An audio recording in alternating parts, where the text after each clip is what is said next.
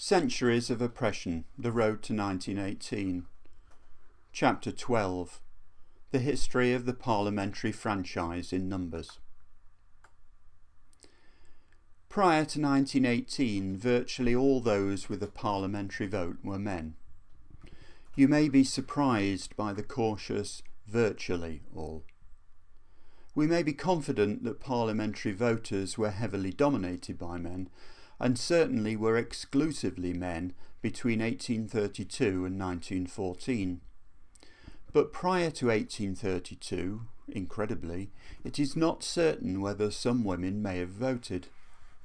I quote from the House of Commons research paper 13/14, The History of the Parliamentary Franchise, by Neil Johnston, March 2013. Ancient voting rights did not specifically prohibit women's suffrage. Before 1832, the disenfranchisement of women had been by custom rather than by statute. But there has been little research into the subject, and it is impossible to conclude that women never voted.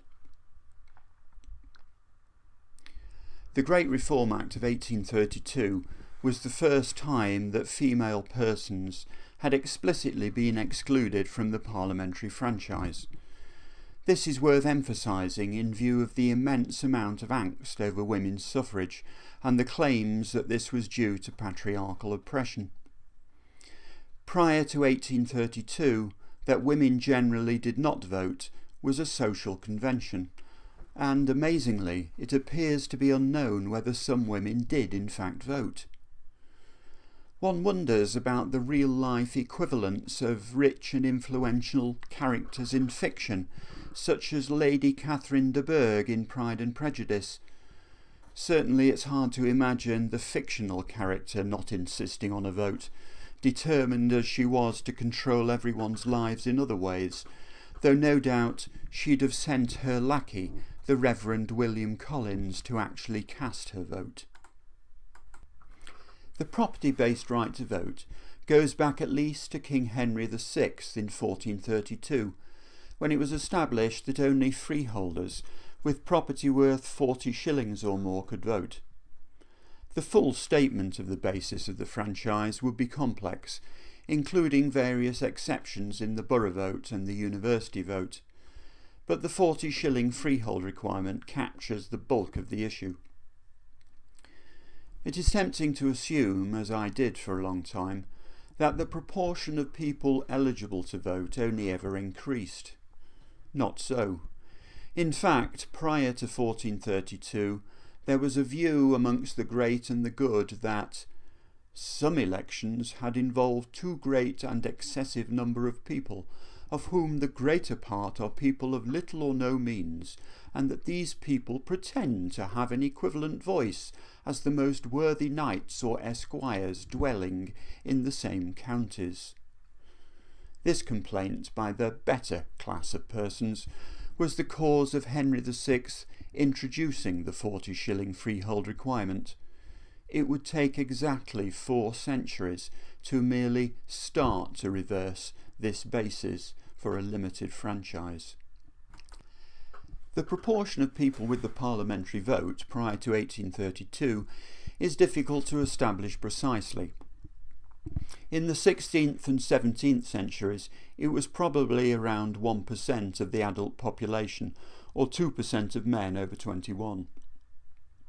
However, immediately prior to the 1832 Act, this may have risen to around 4% of adult men due to the effects of inflation on the 40-shilling requirement, which remained unchanged for 4 centuries. The effect of the 1832 Great Reform Act was to increase the franchise to perhaps around 8% of adult men over 21 years. This increased slightly over the years to the Second Reform Act, being perhaps 12% of men by 1866. The Second Reform Act of 1867 increased this substantially to about 32% of adult men, and the Third Reform Act of 1884 increased it further to about 56% of adult men over 21. In practice, substantially fewer than 56% of men ever actually registered to vote, simply because of the logistical difficulties involved in registering at that time. It is worth noting that until 1872, many men regarded the possession of the vote as more of a liability than a blessing. The reason was that voting was not secret until the Ballot Act of 1872 made it so.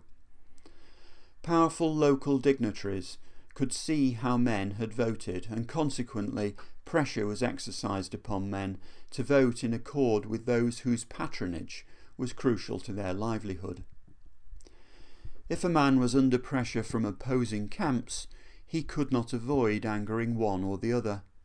Hence, possession of a vote was not an unalloyed joy. So, by the outbreak of World War I, and throughout almost the whole of that conflict, only 56% of men over 21 years old had the vote. Take into account that none of those young men of 18 to 20, of whatever class, would have had the vote. Take into account also that there were 250,000 underaged boys who lied their way into the British Army during that war, and another 100,000 in the Navy. Take all that into account, and a clear majority of those who died or were maimed in World War I did not have the vote. And how many was that? Well, counting British only, there were 880,000 deaths and more than double that number of seriously wounded who survived. Count everyone, and there were 8.5 million dead and 37 million other casualties. This is not a digression. World War I is the crucial ingredient in the final chapter of this story of emerging democracy and the parliamentary vote.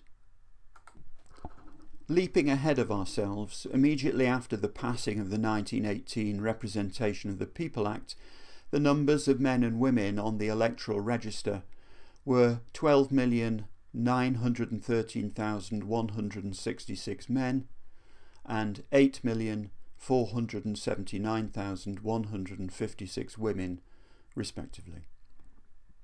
So, in 1918, women were over 40% of the electorate. By 1928, when the follow-up Representation of the People Act was passed, giving women the vote on the same basis as men, that is, at 21 years old, the number of men on the electoral roll had decreased to about 12.25 million, due to further war deaths having been taken into account. The number of women with the vote, now essentially all women aged 21 and over, was about 2 million more than men, around 14.25 million. Women were then 54% of the electorate. Women have been the majority of the electorate ever since. It is worth contemplating this, that there was only a 10-year period in the entirety of history between 1918 and 1928 in which all adult men had the vote, and the number of men with the vote exceeded the number of women. For a bunch of patriarchal overlords, they sure didn't do it right.